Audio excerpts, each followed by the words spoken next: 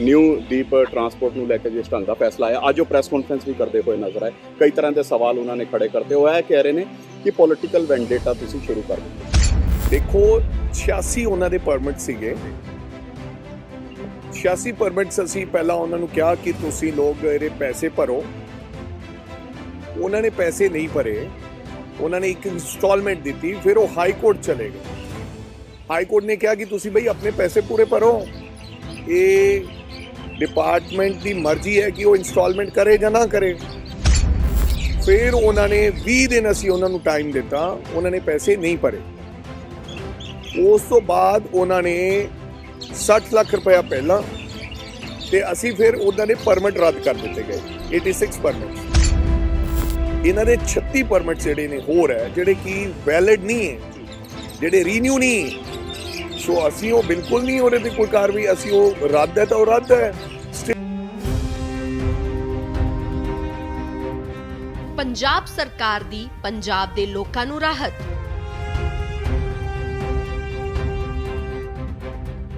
2 kilowatt ਦੇ load ਵਾਲੇ ਬਿਜਲੀ ਖਪਤਕਾਰਾਂ ਦੇ ਬਕਾਏ ਕੀਤੇ ਮਾਫ। मैं पंजाब सरकार का बहुत बहुत धन्यवाद करती हाँ कि मेरा 12,000 रुपया बिल माफ़ किया गया बहुत बहुत धन्यवाद उन्होंने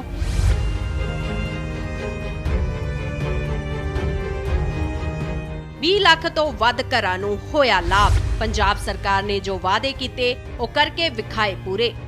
ਮੁੱਖ ਮੰਤਰੀ ਦਾ ਕਹਿਣਾ ਹਰ ਵਾਅਦੇ ਨੂੰ ਹਕੀਕਤ ਬਣਾਵਾਂਗੇ ਹਰ ਫੈਸਲਾ ਹੋਵੇਗਾ ਲਾਗੂ ਕਿ 2 ਕਿਲੋਵਾਟ ਦੇ ਕੰਜ਼ਿਊਮਰ ਦੇ 2 ਕਿਲੋਵਾਟ ਦੇ ਤੱਕ ਦੇ ਚਾਹੇ ਉਹਦਾ 1 ਕਿਲੋਵਾਟ ਲੋਡ ਹੈ ਚਾਹੇ ਉਹਦਾ 500 ਵਾਟ ਲੋਡ ਹੈ ਚਾਹੇ 1.5 ਕਿਲੋਵਾਟ ਲੋਡ ਹੈ 2 ਕਿਲੋਵਾਟ ਤੱਕ ਦੇ ਕੰਜ਼ਿਊਮਰ ਜਿੰਨੇ ਹੈਗੇ ਆ ਪੰਜਾਬ ਦੇ ਵਿੱਚ ਜਿਹੜੇ ਬਿਜਲੀ ਦੇ ਬਕਾਏ ਨਹੀਂ ਭਰ ਪਾ ਰਹੇ ਪਿਛਲੇ ਬਿੱਲ ਤੱਕ ਜਿਹੜਾ ਉਹਨਾਂ ਦਾ ਹੁਣ ਇਸ ਤੋਂ ਪਹਿਲਾਂ ਆਇਆ ਜਦੋਂ ਸਾਡੀ ਸਰਕਾਰ ਇਸ ਨੇ ਹੈਲਪ ਲਿਆ ਉਦੋਂ ਤੱਕ ਜਿਹੜੇ ਉਹਨਾਂ ਦੇ ਬਿੱਲ ਆਏ ਹੋਏ ਹੈ ਉਹਨਾਂ ਦੇ ਵਿੱਚ ਜਿੰਨੇ ਬਕਾਏ ਖੜੇ ਹੈ ਉਹ ਪੰਜਾਬ ਸਰਕਾਰ ਉਹਨਾਂ ਦੇ ਭਰੇਗੀ ਉਹਨਾਂ ਨੂੰ ਭਰਨ ਦੀ ਲੋੜ ਨਹੀਂ ਹੈ। ਮੈਂ ਪੰਜਾਬ ਸਰਕਾਰ ਤੇ ਚੰਨੀ ਸਾਹਿਬ ਜੀ ਦਾ ਬਹੁਤ ਬਹੁਤ ਧੰਨਵਾਦ ਕਰਦੀ ਹਾਂ ਜਿਨ੍ਹਾਂ ਨੇ ਗਰੀਬ ਲੋਕਾਂ ਦਾ ਬਿਜਲੀ ਦਾ ਬਿੱਲ ਮਾਫ ਕੀਤਾ। ਘਰ ਘਰ ਚੱਲੀ ਗੱਲ ਪੰਜਾਬ ਸਰਕਾਰ ਕਰਦੀ ਮਸਲੇ ਹੱਲ। ਨਾਓ ਇਹਦੇ ਤੇ ਕੋਈ ਹਾਈ ਕੋਰਟ ਦੀ ਟਿੱਪਣੀ ਨਹੀਂ ਆਈ।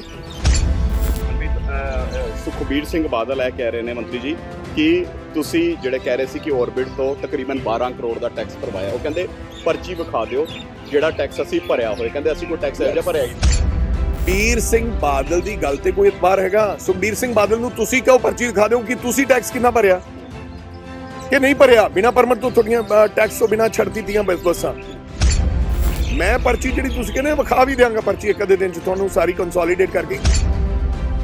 ਸਤਿ ਸ਼੍ਰੀ ਅਕਾਲ ਜੀ ਦੈਨਿਕ ਸਵੇਰਾ ਟੀਵੀ ਦੇਖ ਰਹੇ ਹੋ ਤੁਸੀਂ ਮੈਂ ਹਾਂ ਵਿਨੀਤ ਕਪੂਰ ਔਰ ਪੰਜਾਬ ਦੇ ਟਰਾਂਸਪੋਰਟ ਮਿਨਿਸਟਰ ਅਮਰਿੰਦਰ ਸਿੰਘ ਰਾਜਾ ਵੜਿੰਗ ਦੀ ਗੱਲ ਕਰੀਏ ਅੱਜ ਟਰਾਂਸਪੋਰਟ ਡਿਪਾਰਟਮੈਂਟ ਚੰਡੀਗੜ੍ਹ ਦਾ ਜਿਹੜਾ ਦਫ਼ਤਰ ਹੈ ਉਸ ਦੇ ਵਿੱਚ ਇੱਕ ਅਚਨਚੇਤ ਚੈਕਿੰਗ ਕੀਤੀ ਗਈ ਹੈ।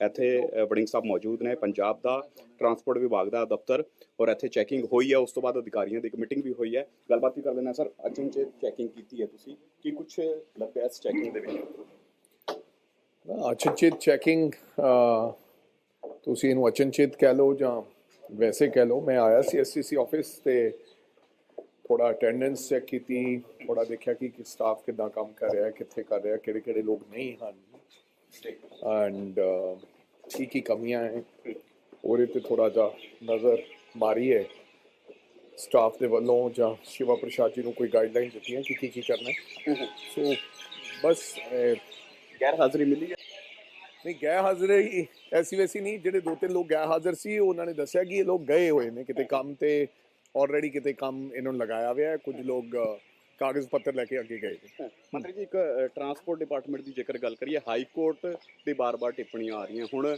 ਨਿਊ ਦੀਪ ਟਰਾਂਸਪੋਰਟ ਨੂੰ ਲੈ ਕੇ ਜਿਸ ਢੰਗ ਦਾ ਫੈਸਲਾ ਆਇਆ ਅੱਜ ਉਹ ਪ੍ਰੈਸ ਕਾਨਫਰੰਸ ਵੀ ਕਰਦੇ ਹੋਏ ਨਜ਼ਰ ਆਏ ਕਈ ਤਰ੍ਹਾਂ ਦੇ ਸਵਾਲ ਉਹਨਾਂ ਨੇ ਖੜੇ ਕਰਤੇ ਉਹ ਇਹ ਕਹਿ ਰਹੇ ਨੇ ਕਿ ਪੋਲੀਟੀਕਲ ਵੈਂਡੇਟਾ ਤੁਸੀਂ ਸ਼ੁਰੂ ਕਰ ਦਿੱਤਾ।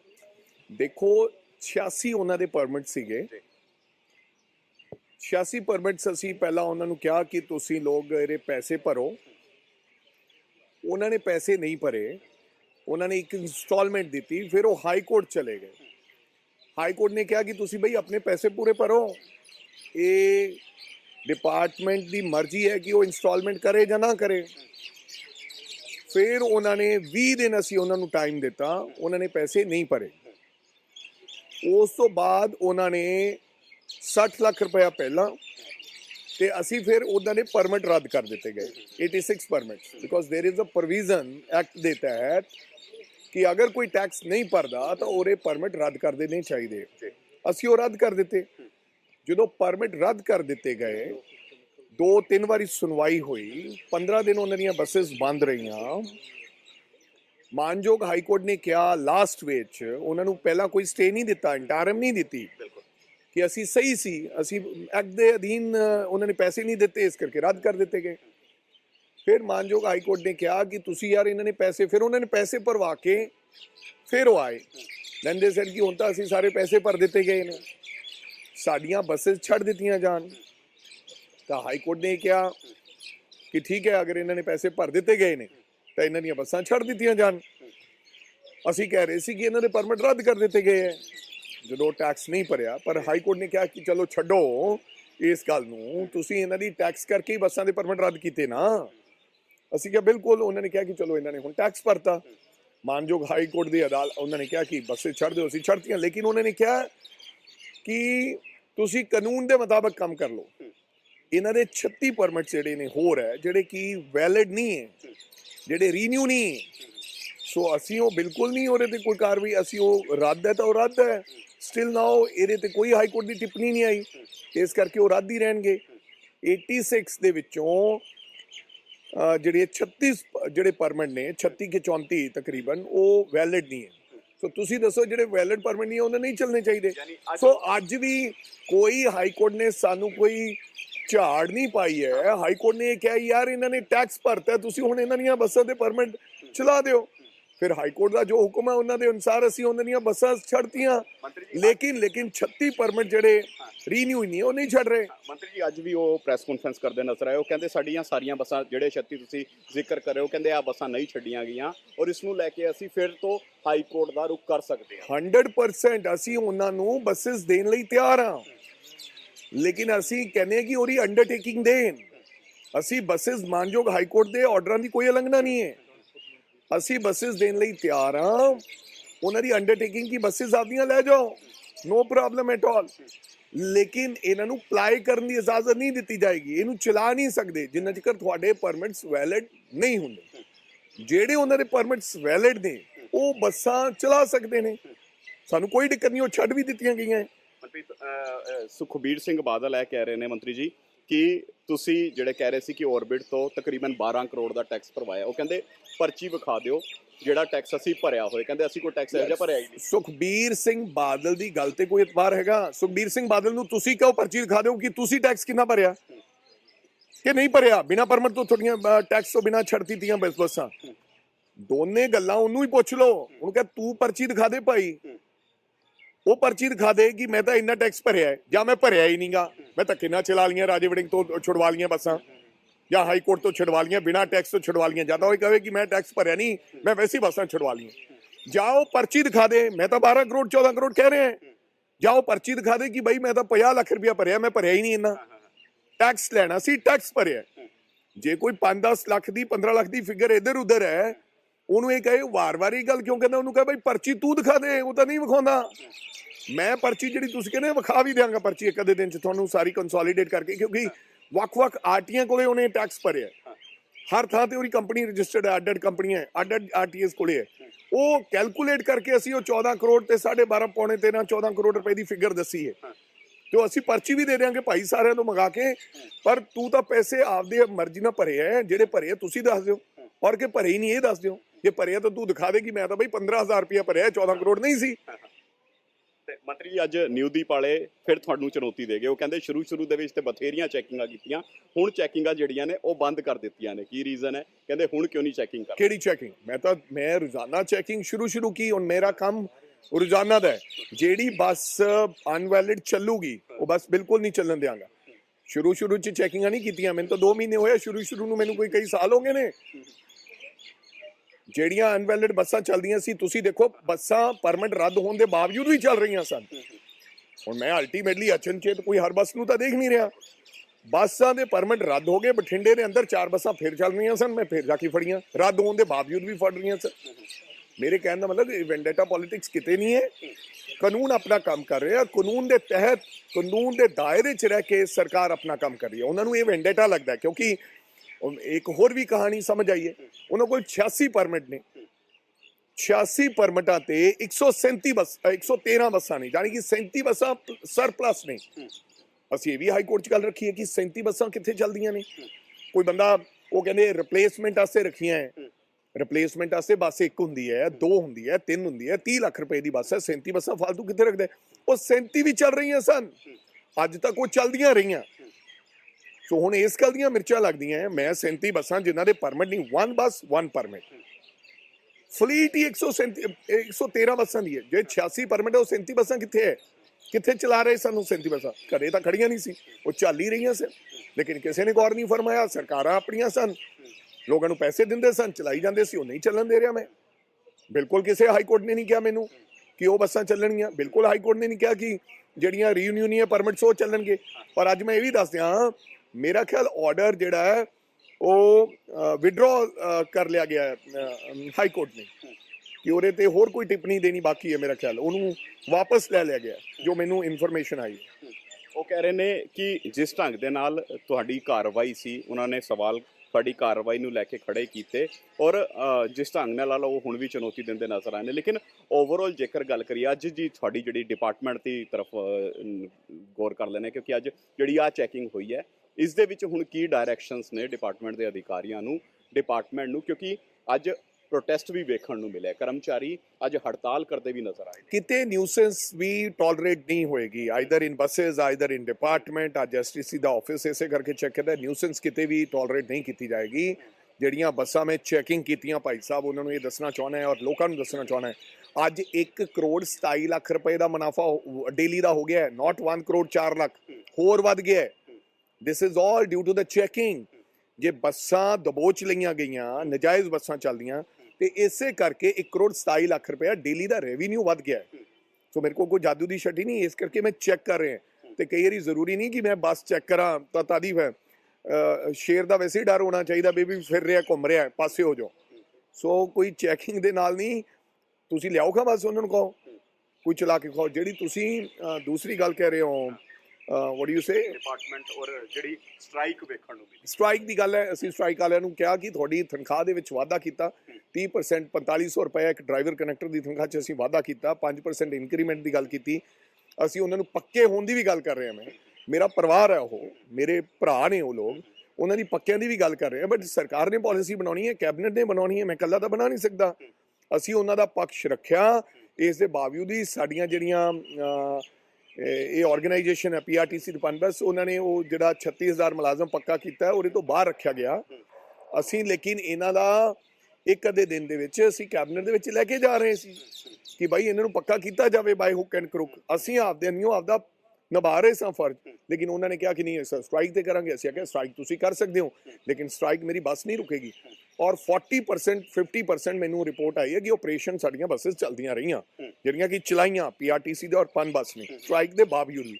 ਔਰ ਕੱਲ ਨੂੰ ਮੇਰੀ ਉਮੀਦ ਹੈ ਕਿ ਅਸੀਂ ਆਪਰੇਸ਼ਨ 60-70% ਕਰ ਲਾਂਗੇ।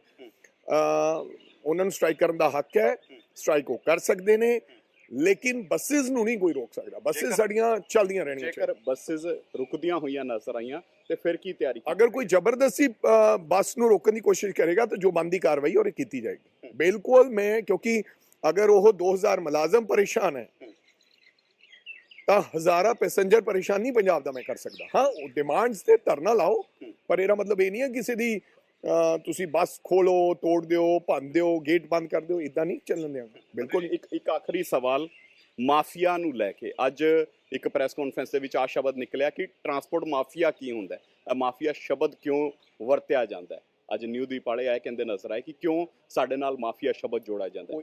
ਮਾਫੀਆ ਇਸ ਕਰਕੇ ਤੁਸੀਂ ਲੋਕਾਂ ਨੇ ਕਿਹਾ, ਮੀਡੀਆ ਨੇ ਕਿਹਾ ਮਾਫੀਆ 1 ਲੱਖ ਕਿਲੋਮੀਟਰ ਦਾ ਜਿਹੜਾ ਹੇਰ ਫੇਰ ਸੀਗਾ।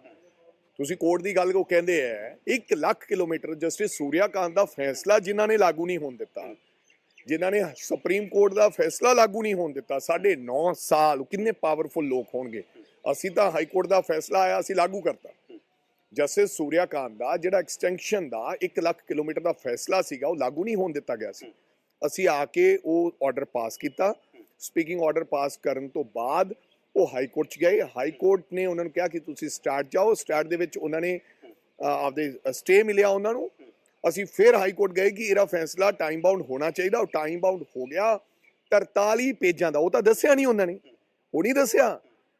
ਜਿਹੜਾ ਮਾਫੀਆ ਹਾਫ ਆਫ ਦੀ ਬਿਜ਼ਨਸ ਬਾਦਲਸ ਦਾ ਜਿਹੜਾ ਬੰਦ ਕਰਵਾਇਆ ਮੈਂ, ਜਿਹੜਾ ਸਟਾਰਟ ਨੇ ਉਡਾਇਆ, ਫਿਰ ਇਹ ਉਹਦੇ ਖਿਲਾਫ ਚਲੇ ਗਏ ਸੁਪਰੀਮ ਕੋਰਟ 'ਚ।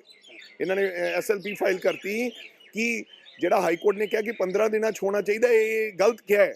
ਲੇਕਿਨ ਸਟਾਰਟ ਨੇ ਸਾਡੇ ਹੱਕ ਦੇ ਵਿੱਚ ਫੈਸਲਾ ਕੀਤਾ। ਅੱਜ 8 ਦਿਨ ਹੋ ਗਏ ਫੈਸਲਾ ਆਏ ਨੂੰ। ਉਹਨਾਂ ਨੇ ਕਿਹਾ ਕਿ ਬਿਲਕੁਲ ਜੋ ਸਪੀਕਿੰਗ ਆਰਡਰ ਪਾਸ ਕੀਤੇ ਹੈ, 1,00,000 ਕਿਲੋਮੀਟਰ ਉਡਾਇਆ, ਉਹ ਬਿਲਕੁਲ ਜਾਇਜ਼ ਉਡਾਇਆ। ਤੋਂ ਮੋਹਰ ਲਈ ਹੈ, ਉਹਦੇ ਬਾਰੇ ਨਹੀਂ ਇਹ ਦੱਸਣਗੇ। ਔਰ ਸਾਨੂੰ ਕਿਸੇ ਨੇ ਡਾਂਟ ਨਹੀਂ ਮਾਰੀ ਜਾਂ ਸਾਨੂੰ ਕੋਈ ਇਸ ਤਰ੍ਹਾਂ ਦੀ ਟਿੱਪਣੀ ਹਾਈ ਕੋਰਟ ਨੇ ਨਹੀਂ ਕਹੀ ਕਿ ਇਟਸ ਅ ਵਿੰਡੇਟਾ ਪੋਲਿਟਿਕਸ। ਦੇ ਸੈਡ ਕਿ ਤੁਸੀਂ ਸਹੀ ਹੋ। ਹਾਈ ਕੋਰਟ ਨੇ ਕਿਹਾ ਕਿ ਤੁਸੀਂ ਸਹੀ ਹੋ, ਤੁਸੀਂ ਇਹਨਾਂ ਦੇ ਪਰਮਿਟ ਠੀਕ ਰੱਦ ਕੀਤੇ ਆ, ਪਰ ਹੁਣ ਛੱਡ ਦਿਓ, ਇਹਨਾਂ ਨੇ ਪੈਸੇ ਭਰਤੇ। ਯਾਨੀ ਆਉਣ ਵਾਲੇ ਦਿਨਾਂ ਦੇ ਵਿੱਚ ਆ ਸਖਤੀ ਜਾਰੀ ਰਹੂਗੀ 100%। ਇਹ ਤਾਂ ਜਾਰੀ ਰਹਿਣੀ ਹੈ। ਬੱਸ ਫੜਨ ਦੀ ਗੱਲ ਕੀਤੀ, ਉਹਨਾਂ ਨੂੰ ਕੋ ਚਲਾ ਬੱਸ ਨੇ, ਜਾਂ ਹੁਣੇ ਫੜ ਕੇ ਦਿਖਾ ਦਿੰਦੇ, ਕੱਲ ਨੂੰ ਫੜ ਲਾਂਗਾ। ਪੋਲੀਟੀਕਲ ਵੀ ਜਵਾਬ ਦੇ ਦਿਓ। ਕੈਪਟਨ ਅਮਰਿੰਦਰ ਸਿੰਘ ਦੀ ਨਵੀਂ ਪਾਰੀ ਦੀ ਸ਼ੁਰੂਆਤ। ਚਲੋ ਕੈਪਟਨ ਅਮਰਿੰਦਰ ਸਿੰਘ ਨੂੰ ਮੁਬਾਰਕਾਂ, ਦੇਖਦੇ ਹਾਂ। ਮੈਂ ਕਹਿੰਦਾ ਚੰਗਾ ਹੈ। ਮੈਂ ਤਾਂ ਚਾਹੁੰਦਾ ਸੀ ਉਹ ਇਹ ਨਾ ਕੰਮ ਕਰਨ, ਪਰ ਜਾਂਦੇ ਜਾਂਦੇ ਇਹ ਵੀ ਦੇਖ ਲੈਣ ਕਿ ਨਵੀਂ ਪਾਰਟੀ ਬਣਾਈ ਹੈ, ਨਵੇਂ ਦਫ਼ਤਰ ਖੋਲ੍ਹੇ ਹੈ। ਦੇਖਦੇ ਹਾਂ ਉਮੀਦਵਾਰ। ਮੈਨੂੰ ਲੱਗਦਾ ਉਮੀਦਵਾਰ ਲੱਭੇ ਨਹੀਂ ਹੋਣੇ ਕੈਪਟਨ ਅਮਰਿੰਦਰ ਸਿੰਘ ਜੀ।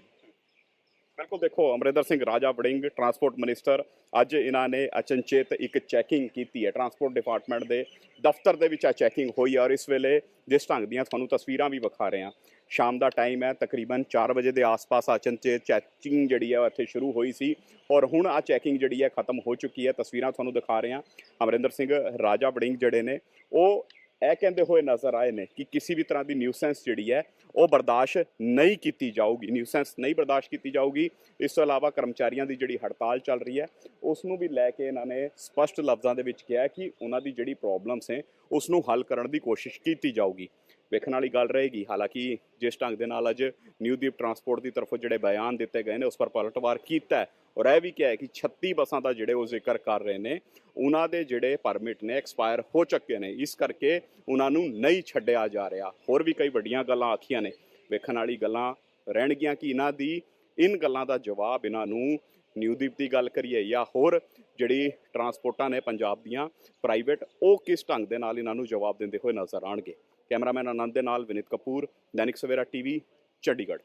ਅਲੀਸ਼ਾ ਬੇਗਮ, ਇੱਕ ਔਰਤ ਦਾ ਦੁੱਖ ਇੱਕ ਔਰਤ ਹੀ ਸਮਝ ਸਕਦੀ ਹੈ। ਰੂਹਾਨੀ ਅਤੇ ਕਾਲੀ ਸ਼ਕਤੀਆਂ ਦੀ ਮਾਲਕਨ, ਦੁਨੀਆ ਦਾ ਸਭ ਤੋਂ ਚਮਤਕਾਰੀ ਇਲਮ ਮੇਰੇ ਕੋਲ ਹੈ। ਮੇਰੇ ਕੀਤੇ ਨੂੰ ਕੋਈ ਕੱਟ ਨਹੀਂ ਸਕਦਾ। ਕਾਲਾ ਇਲਮ ਕਰਨਾ ਅਤੇ ਤੋੜਨਾ ਹਰ ਇੱਕ ਦੇ ਵੱਸ ਦੀ ਗੱਲ ਨਹੀਂ। ਪਰੇਸ਼ਾਨੀ ਜਿਵੇਂ ਲਵ ਮੈਰਿਜ, ਪਤੀ ਪਤਨੀ 'ਚ ਝਗੜਾ, ਸੌਤਨ ਦੁਸ਼ਮਣ ਤੋਂ ਛੁਟਕਾਰਾ, ਤਲਾਕ ਕੇਸ, ਬੁਰੇ ਸੁਪਨੇ, ਵਿਦੇਸ਼ ਯਾਤਰਾ, ਬੁਰੀ ਸੰਗਤ ਜਾਂ ਨਸ਼ਾ ਛੁਡਾਉਣਾ, ਬਿਮਾਰੀ 'ਚ ਦਵਾ ਨਾ ਲੱਗਣਾ। ਵਸ਼ੀਕਰਨ ਇੱਕ ਸੱਚਾਈ ਹੈ। ਵਸ਼ੀਕਰਨ ਕਰਵਾਓ, ਮਨ ਚਾਹਾ ਪਿਆਰ ਪਾਓ। ਕੀ ਤੁਹਾਡੀ ਕਿਸਮਤ 'ਚ ਲੋਟਰੀ ਦਾ ਯੋਗ ਹੈ ਜਾਂ ਨਹੀਂ? ਸੱਚਾਈ ਜਾਣੋ। ਲੋਟਰੀ ਨੰਬਰ ਪਾਓ, ਭਾਵੇਂ 649 ਹੋਵੇ ਜਾਂ ਲੋਟੋ ਮੈਕਸ। 11 ਘੰਟੇ 'ਚ ਕਰਵਾਓ ਹਰ ਪਰੇਸ਼ਾਨੀ ਦਾ ਹੱਲ ਘਰ ਬੈਠੇ। ਅਸ਼ਟਾਮ ਪੇਪਰ ਤੇ ਲਿਖ ਕੇ ਲਵੋ ਕੰਮ ਦੀ ਗਾਰੰਟੀ। ਜਾਂ ਕਹਿਣੇ ਤੋਂ ਬਾਹਰ तुरंत संपर्क करो। ਤੁਹਾਡੀ ਹਰ ਗੱਲ ਗੁਪਤ ਰੱਖੀ ਜਾਵੇਗੀ। ਅਲੀਸ਼ਾ ਬੇਗਮ।